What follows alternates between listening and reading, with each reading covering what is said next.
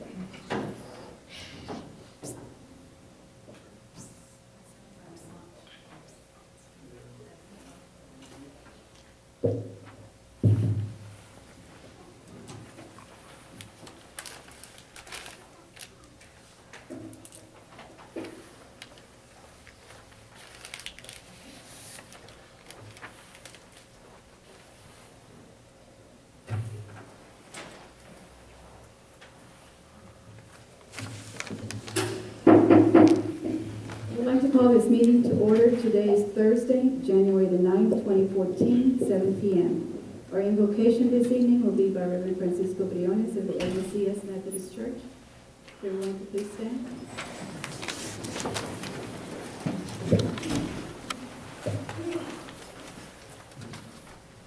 Let us pray. eternal being, creator, and preserver of all things, we ask you this time to give us your wisdom, guidance, to do our better decisions for a better community, help the council, help also the mayor, and everybody who participate in this meeting. Amen. We have an established quorum, Councilman Morones, Councilman Nieto, Councilman Guerrero, and Councilman Rodriguez. If we could just recite the Pledge of Allegiance and take the pledge. United States of America, and to the republic for which it stands, one nation, under God, indivisible, with liberty and justice for all. I pledge allegiance to thee, Texas, one state under God, one indivisible.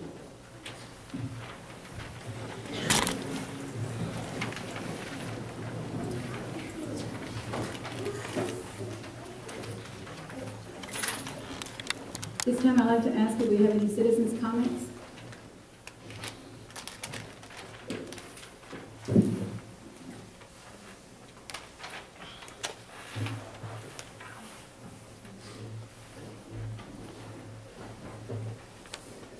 Okay, then we're going to go on to 1 old business. A, consideration and action to approve meeting minutes of October 24th, 2013.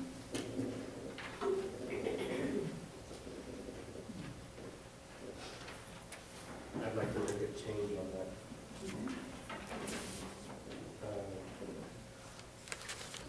On number 3, new business, it states on A that I made the motion to approve the street closure, and I abstained.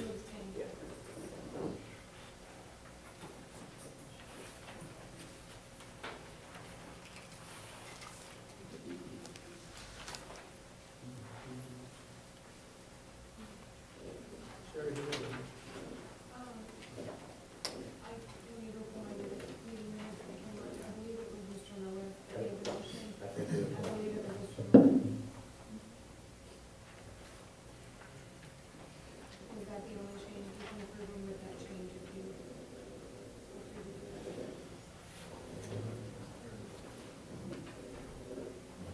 I'll make a motion to approve the minutes with the change. Okay, I have a motion. Councilman Guerrero, can I get a second? I second. Okay, I have a second. Councilman Morones, all in favor? Aye. All opposed? Abstaining. Okay, motion carries 3-0-1. Now to go on to B, minutes for October the 28th, 2013.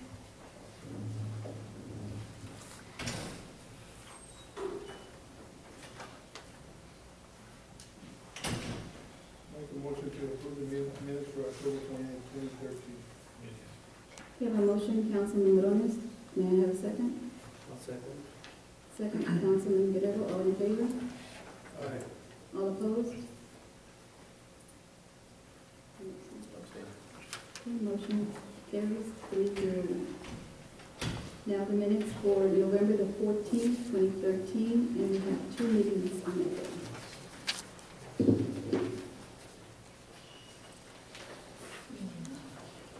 The first one was when we canvassed the votes.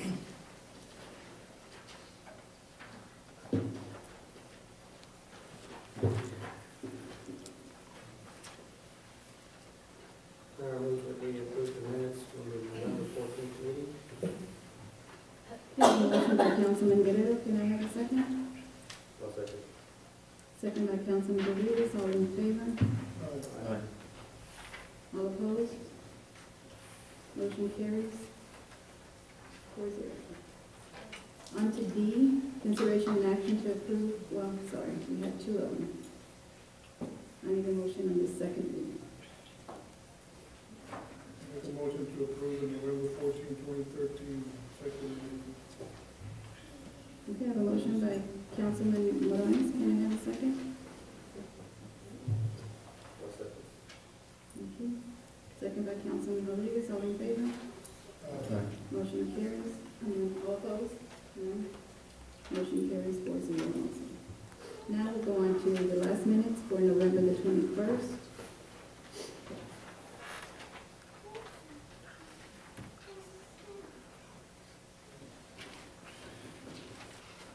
Make a motion to approve the minutes of November 21st, 2013. Second. Okay, we have a motion, Councilman Miller, second by Councilman Guerrero. All in favor? All opposed? Motion carries 4-0.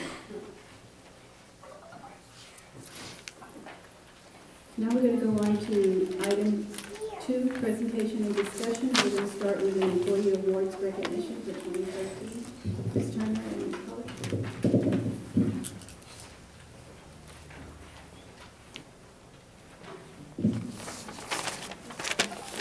Good evening. My name is Henrietta Turner. I'm the city manager for the city of Floresville. Historically, they have presented awards. We did some at our Christmas luncheon that we had before the break, but we're here to do the longevity first. Okay. And we have Andrew. Get this.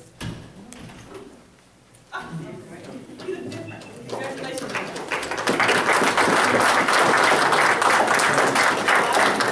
For 5 years. Thank you so much for your service. And we're honoring for 10 years recognition Daria Fire. Congratulations.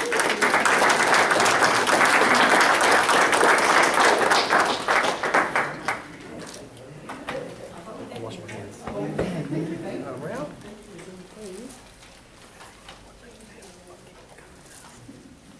And last but not least, on longevity for recognition of 20 years, Mr. Ortiz.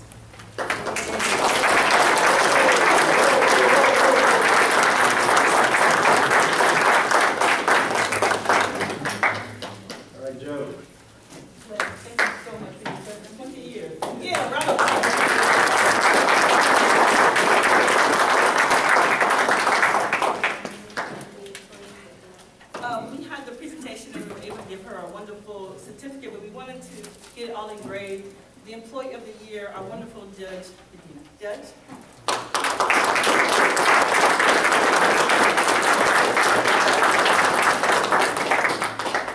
Thank you so much for your service and congratulations. Employee of the Year. It was easy.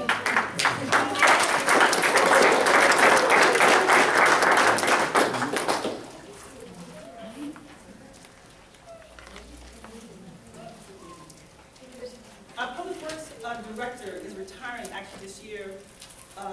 Rudy Vesquez, and everybody knows him. He's worked very hard over time. I don't think he's here tonight. We definitely want to give Rudy a round of applause for all the hard work he's done.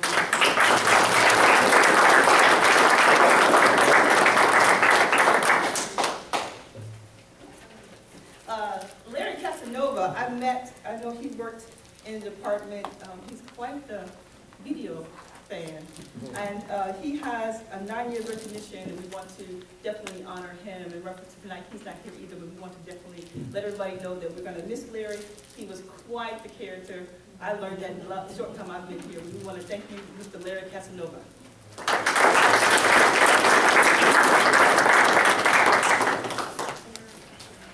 So we have these wonderful plaques that we're going to hang up here at City Hall for October and November. Right? September, we're going back to September.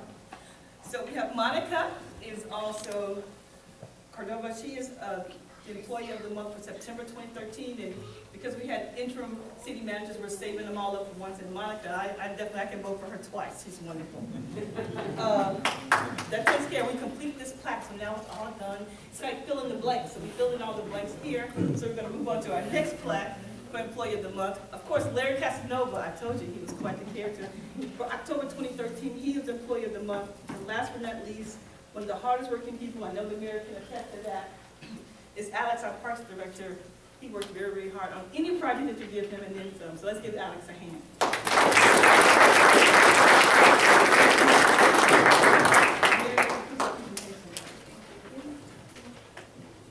Congratulations to all the employees. Now we're going to go on to item 2B. We're going to have a presentation introduction by Brian Burnside of Conley Memorial Medical Center. Brian? Greetings, everyone. Mayor Garza and Councilman, appreciate having the opportunity today to address you and share a little bit about what's going on at the hospital. Residents of Floresville, happy to be here. I've been serving as the Chief Executive Officer of Conley Memorial Medical Center for about 6 months. And what I'm going to share with everyone today is a little bit about what's been going on at the hospital for the last little bit of time, and a little bit about what our future holds. It's a very exciting time at Conley Memorial, and I want to make sure that our council and mayor are well informed of the items that are going on, and also the city of Floresville. Very, very exciting time here at Conley Memorial Medical Center. What I want to do here is probably visit with you for about 3 hours, going through all the detail of what I've learned over the course of the last 6 months. That is not true at all, I promise. Only about 2. Over the last few months, I've been pretty busy. Been trying to get around and meet as many people as I possibly can, and try to understand what's going on at the hospital, what opportunities we have to serve our community better, and what our employees and physicians think about the direction the organization has been taking over a little bit of time. And it's been very active. We've had employee open forums, we've talked with people throughout the organization, and really trying to have just good communication about what's been underway. And I can tell you, during that time, I have learned an awful lot. It's been very exciting to see just how strong the organization is. We have great employees. We have a visionary board, a strong medical staff, and an outstanding group of volunteers who are supporting our organization. What I've learned is that the organization has made significant improvements over the course of the last couple of years. And I'm going to share many of those with you during my comments here tonight. But what's really exciting, I believe, about Conley Memorial Medical Center is that we have all the elements for success for strong healthcare services right here in Floresville. We have an excellent facility. The building is outstanding and very comfortable for patients. We have a growing market, as many of you are well aware here in Floresville and throughout Wilson County. And we have established a good, solid vision for the future. Our board is very focused on making sure that our hospital is very successful over the course of the next several years, next several decades, and beyond. But probably the most important thing that I've learned is that my family from Iowa can withdraw a dramatic climate shift. You can imagine that this last week it was 40 degrees below zero where I come from in Iowa, and we had a nice comfortable balmy 30 degrees.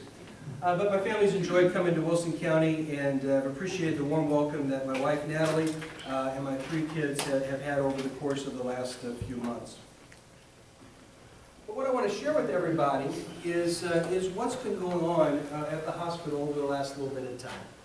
I'm a healthcare professional. I've been an executive for about 20 years in the healthcare industry. And I've learned that hospital turnarounds go through a number of phases. And that's what's been going on at Conley Memorial for the last couple of years. During the first phase of improving hospital performance, you focus on really operational items. You look at cost control, you look at any number of things to try to help get the organization in really good operational shape. And that's what's been going on over the last few years. But what's exciting is that over the course of the last couple of years, we've rebalanced the hospital. We've got things in really good shape. I'll show you that here in a few minutes, so that we can move into phase 2 of our hospital evolution. And in phase 2, we're talking all about the growth of our organization. We're talking a lot about how we can better serve the community and how we can be successful well into the future. So really, we're making the shift as an organization out of a strong operational focus into a strong growth focus for our future. And I'll show you a little bit more about that. Without boring everyone in the audience, I happen to be very interested in charts and graphs. I like to see visual pictures of how the organization is doing. And this is one of my favorite charts. This outlines the hospital's revenues and expenses over the course of the last 5 years. And what you can see is there was a period of time when the hospital was going through some challenges, and many of you here in Floresville are aware of that. But our red expense line was north of our blue revenue line. And many of you know that you don't want your expenses to be greater than your revenues, right? And that's what was happening at our hospital. During that time, when the red line was above the blue line, the county tax support that we receive and appreciate very much was being used to make up that difference. That's appropriate. But we couldn't invest in our organization as much as we would have liked. But what you can see, what's happened since 2010 to current, is our lines have finally gotten back on the right side of each other. Our blue revenue line is now above our red expense line, and we're in a much happier position financially. We're in a much stronger position as an organization than we were a few years ago. What's important about that is that that allows us to use the tax support that we so graciously appreciate to reinvest in our facility and to invest in the growth of our services, to expand our services here in Floresville and throughout Wilson County. So that's what's important about those two lines getting on the right side of each other. Pretty exciting thing to have happen, frankly. For my accountants in the audience, I want to share just a couple of other facts. This is our audited financial statements from 2002 versus our current 2014 budget at the hospital. And you can see in 2010 we did suffer significant losses. We lost $2 million during that year. But we're projecting a modest gain here in 2014.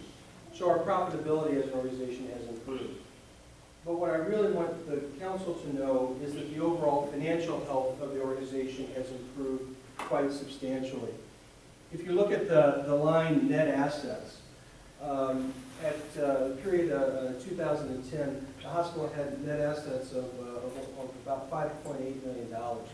It sounds like a lot of money, but for an organization our size, that really was not enough assets for us to have influence over. Look at what we're projecting for 2014. You can see that our net assets, which is the assets that we have minus the debts and liabilities that we owe, $16 million. So overall, the financial health of your hospital has improved dramatically over the course of the last couple of years, and just want to share that with you all in all. Our hospital board has maintained a commitment to reduce the tax rates levied by the hospital. You can see in 2010 our effective tax rate was 0.1448 per $100 of valuation, and in 2014 our just passed tax rate was 0.1146 per $100 of valuation. So all in all, the work that's been going on at the hospital over the last little bit of time has been substantial to improve the health of our organization. Just wanted to share that information with you. But what I really am here to talk about is where we're going. It's a great story about where we've been and what's been accomplished, but frankly, there's a lot more to do. I asked the question, who's driven down Highway 181? Everyone has, and we know that it's a very competitive market. We have a number of new businesses coming and new opportunities to provide healthcare services, and our board wants to make sure that we're one of those folks that you think of when you think of healthcare services here in Wilson County. So our hospital board, medical staff, and employees have embraced 4 thought processes, 4 strategic items to help our organization succeed in the future and continue to serve the residents of Wilson County. Number 1, we're focused on our providers and services. We want to establish a portfolio of healthcare services that meet the community's healthcare needs. And you'll see some of the things that we've done over the course of the last several months in that regard in a few moments. Number 2, we want to continue to focus on our operational excellence. We want to make sure that we're doing things well, that we're providing good quality care and good quality service, and that's a tremendous focus for me and my team over the course of the upcoming months and years. Third, we want to continue to increase our community engagement. I think you're going to see, if you have not already, seen the hospital employees very active in the community over the course of the last several months, and we certainly anticipate that continuing well into 2014. And finally, our board is focused on what the future of the healthcare industry looks like. We all know healthcare reform is a challenge for us, and we have a lot of work to do to make sure that we're ready for that future. But those four areas are where our focus is: providers and services, operational performance, community engagement, and industry trends in healthcare reform. Let me share with you just a few more facts. I think I only have about 4 slides left to go. But the hospital is actually a very large business. In 2014, we are anticipating gross revenues of about $72 million. But what's interesting is if you ask the average person on the street how much of our business comes from inpatient admissions and patients staying overnight, many folks would say probably 50%, probably 60%. The reality is that only 15 million of our 72 million is generated by overnight patient stays. As you can see, our outpatient services represent the lion's share of our budget, and we have a brand new business, which is a clinic system of physicians that we've introduced over the course of 2013. So you can see how our organization has changed over a little bit of time. But this is the exciting news. We are strongly committed to increasing the level of services here in Floresville and throughout Wilson County. This is under the Providers and Services tab, and many of you know that we've had Dr. Peterson as a employed physician within our clinic system for a little over a year. She's absolutely a wonderful physician and doing a great job, as well as Dr. Nyack, who's had an established practice here for quite some time. But what's been exciting is during the period of August, September, October, and November, the hospital added 4 physicians to our clinic system. Dr. Eckmark, a native of Wilson County, returned here to open his family practice here in Floresville, as well as some time in Livonia. Dr. Profina, who is a well-trained internal medicine physician, is leading our wound care and hyperbaric service.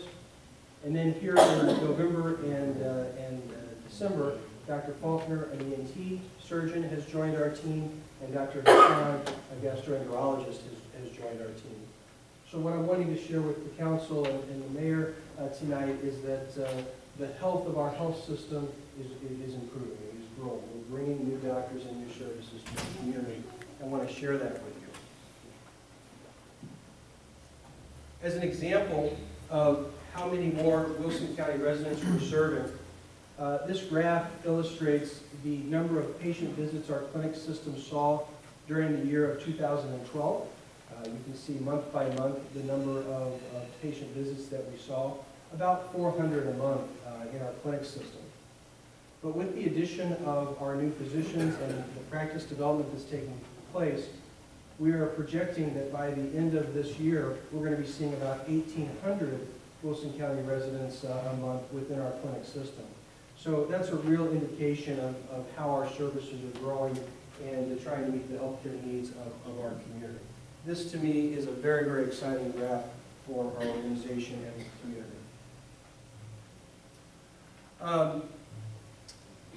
Finally, just with a couple more slides here, we know that our hospital has been a major presence here in Floresville for quite some time. Our board is strongly committed to continuing that presence here in Floresville, but also have recognized that there are healthcare needs throughout the county that we can also serve. You'll probably recall in August, we reopened our north campus off of Highway 181 and 775. Dr. Peterson has begun her work there. And literally just this last month on December 11th, we opened an urgent care center in Livonia that has gone off to a tremendous start over the course of the last 20 some odd days. So our hospital board is continuing to see our services grow throughout the community. And that's a picture of our health center that actually we're doing a grand opening tomorrow up there in Livonia. My final slide is just to share with you that I come from a small town in Missouri. My dad taught me an awful lot of being involved in the community. He's always told me that it's important to give back to the folks that support you, and that's something that I've always found very important. Over the course of the last few months, we've tried to increase our presence throughout the community. We hadn't been in the Peanut Festival Parade for a while. We had a great turnout of employees to participate there. We raised some money for breast cancer awareness in October. We've done a few open houses throughout our facility and participated in the Christmas parade. So my hope and anticipation is you'll continue to see the hospital be very active in the community over the course of 2014 and beyond. I guess just to conclude my comments, I got a big kick out of this. I was in town about a week. I've only been here for 6 months. And it rained one afternoon, and I had a nice picture. Dr. Emily Fry sent me a picture of a rainbow over Conley Memorial Medical Center that first week I was here, and I thought that was kind of a fun thing to share with people. You don't see that rainbow over the hospital all that often, but I like kind of closing with that. I'm excited about the hospital. I'm excited about the community. I know that we have a lot of great things going on in Floresville and Wilson County together. I just want to share with the council that the hospital is a part of what that's going on. Thank you.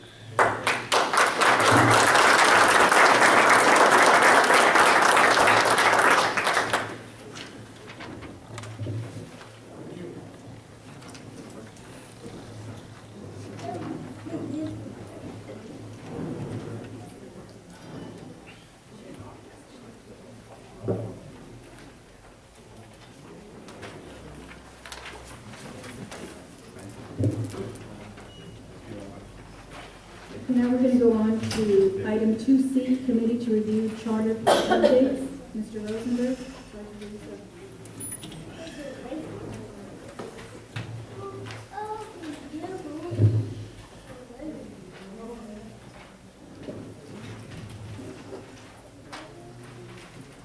I have some extras here for somebody in the audience that might want to read along.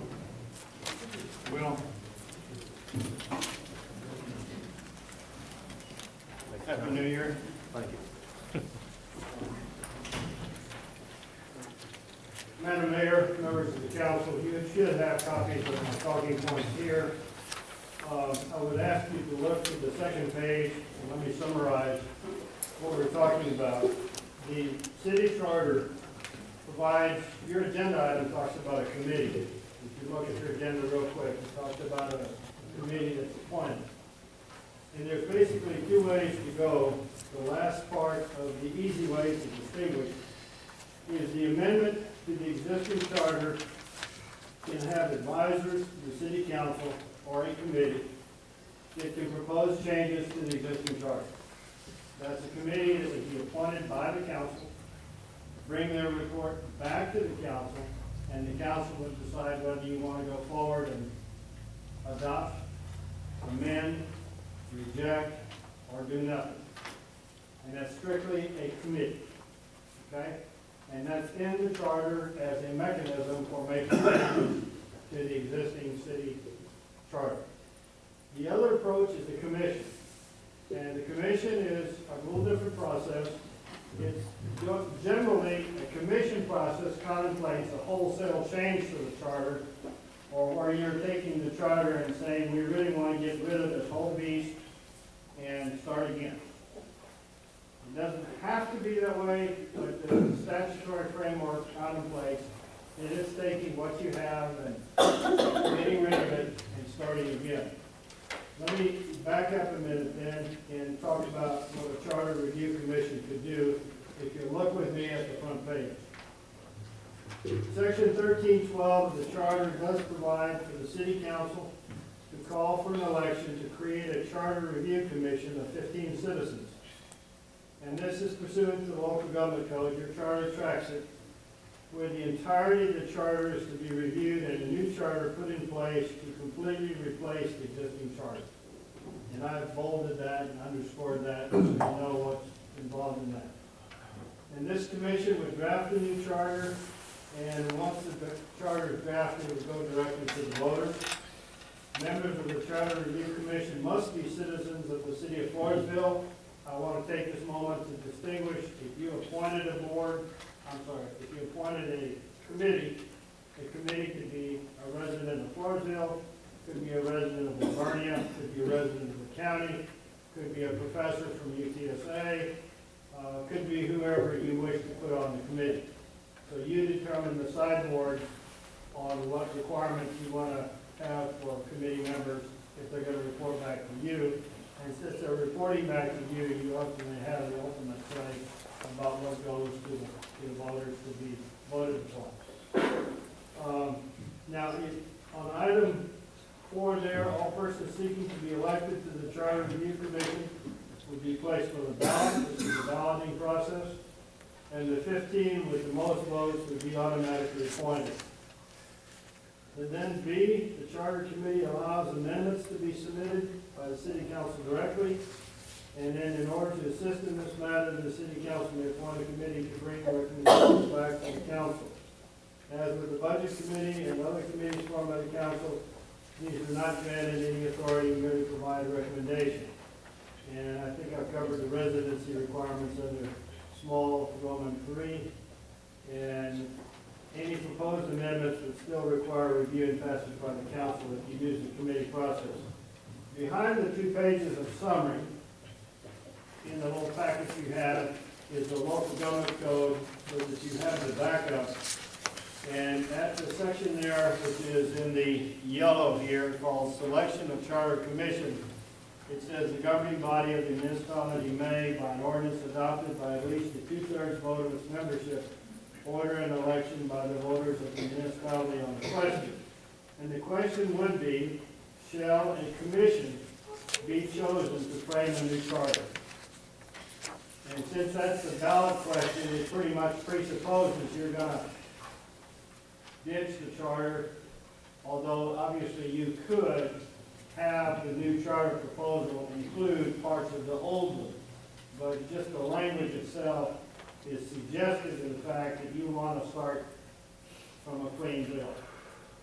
You wouldn't have to necessarily if that's what the commission chose.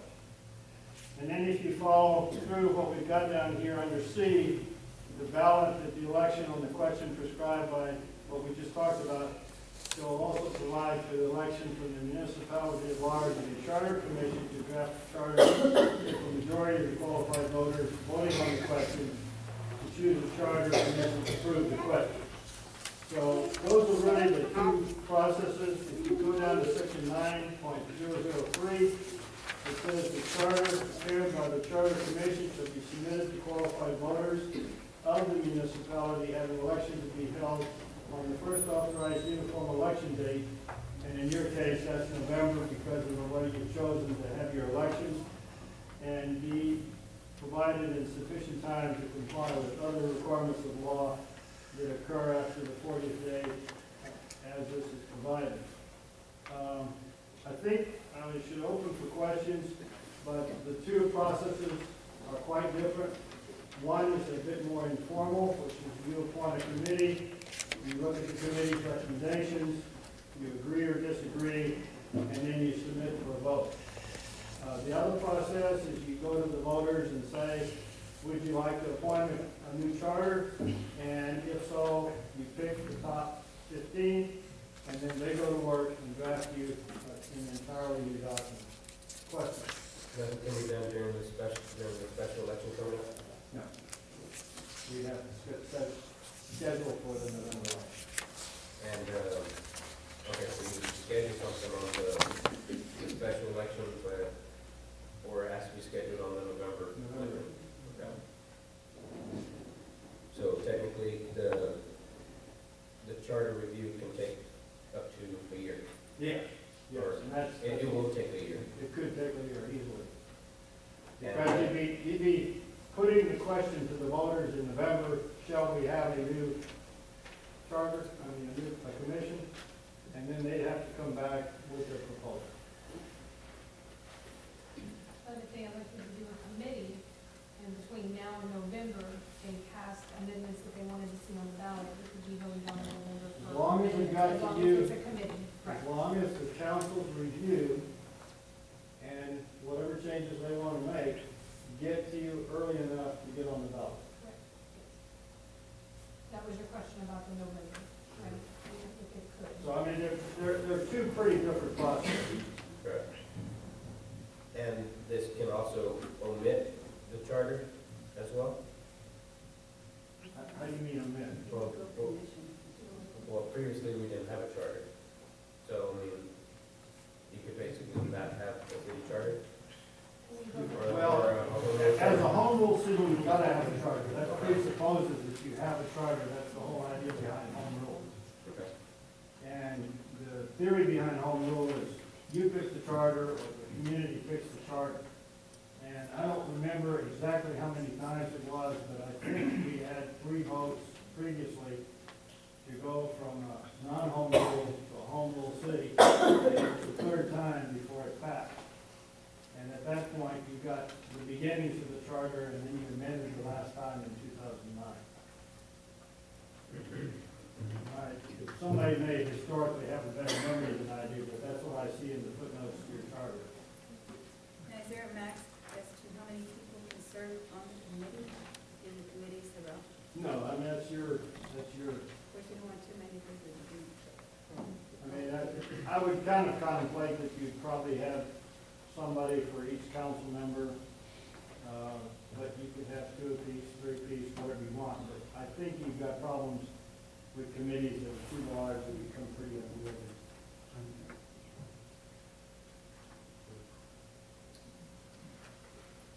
Was there a specific event that occurred that brought this up to presentation tonight? I'm not aware of it. I was asked to make the presentation tonight because somebody raised the question about what we do to make amendments to the charter. And if we had an open records request from a citizen asking what the process was, we'd be appointing to a charter committee to do some changes. And so I turned it over to Lou, and I figured if we had citizens asking the question, it would be good that all the council was presented with that same information. Yeah, because I noticed that on the agenda didn't have anyone that was being presented. It wasn't, you know. And a side note, I'm going to election law training next week. Home rule cities and putting amendments to charters on the ballot is one of the courses that I will be taking. So I would like to bring this back possibly on the 23rd or the first meeting in February to give you an idea of what I've learned with that course as well, as far as getting the items onto the ballot and what the challenges are to them.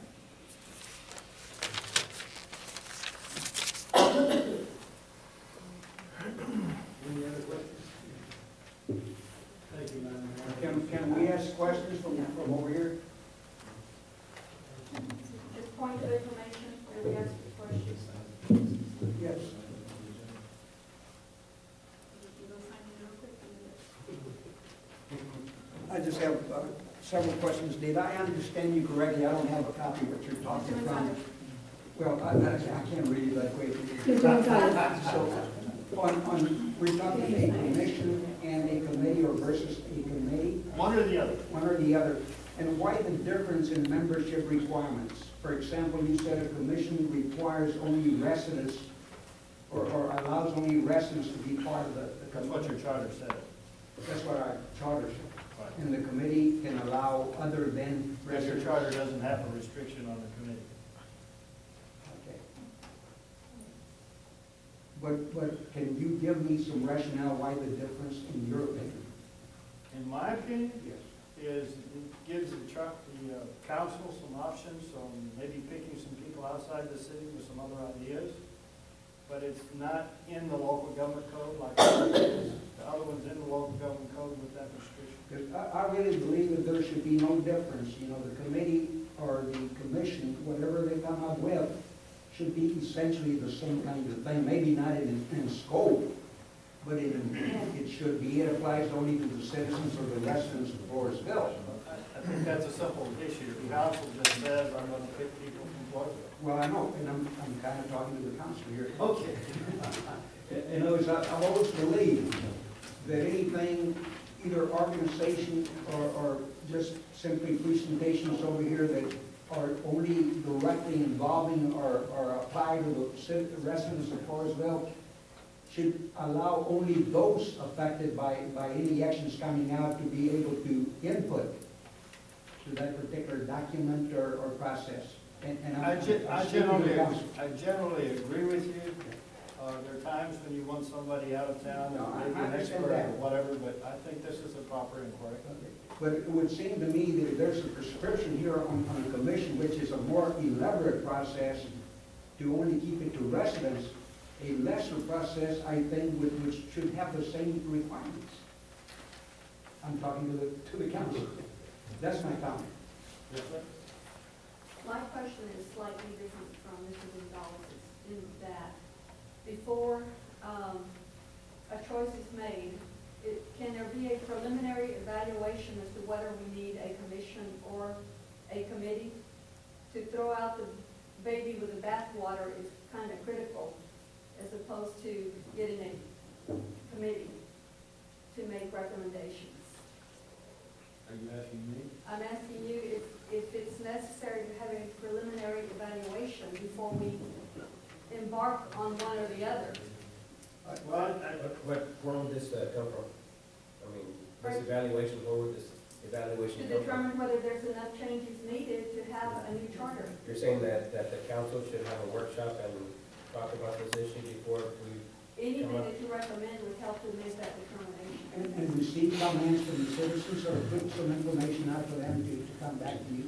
Because otherwise, to make the choice, yeah, we're gonna have a commission, or we're gonna have a, you know. I think the answer to the question is the workshop approach would be a useful way to see whether there's interest enough to make that kind of a major change, or whether we've got some minor changes in mind. But a workshop would be a good place to start. Yeah, because if you discover you had major changes in looking at the whole charter and having a commission might be the right thing to do. I think a major change that involves a year to 2 year process is a pretty big endeavor. We've got some other things going on within the city that are pretty attention driven. Our water, our sewer, our other infrastructure, our balancing the budget and so forth, and then to do a major charter change is going to kind of detract from some things. It's just an observation I'm making personally. But I think a workshop to consider what it is you want to change would be useful. I don't think we have an issue with having a workshop because we would want input. Sure. can council members be appointed on these commissions? If you can get elected. On the commission? It's top 15. Okay. And on the committee, it's silent, correct, so council Right. members could be. Council members appointed can be if on they chose the to be committee appointed. too. I mean, council members could conceivably head up the committee to try and keep it on track. Depending, on your desire. We'll work on that. We'll work on setting up a workshop. Okay. Thank you. Anyone else have a comment? Thank you.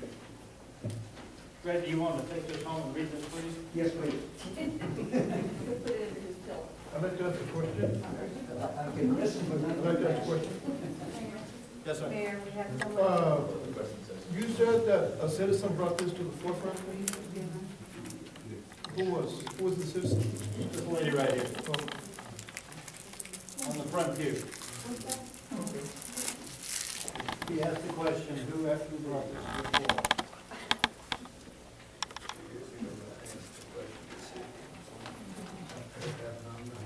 Okay, if there's no other questions, we're going to go on then to item 2D, City Professional Services Contract Updates, Ms. Turner.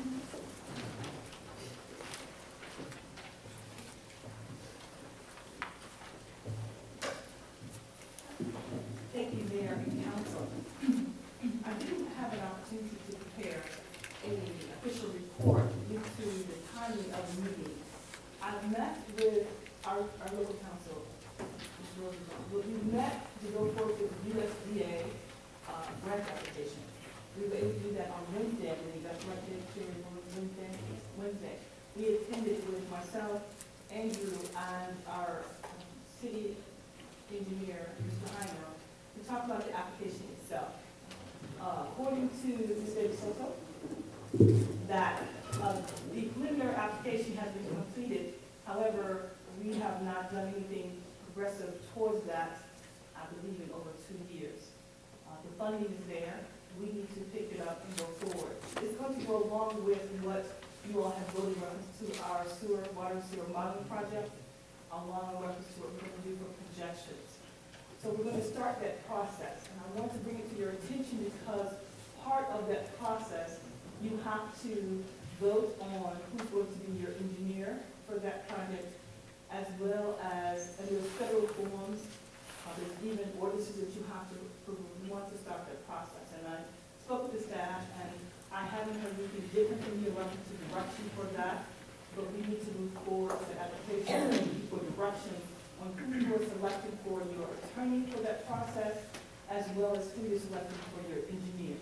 Because it doesn't have to be a city engineer.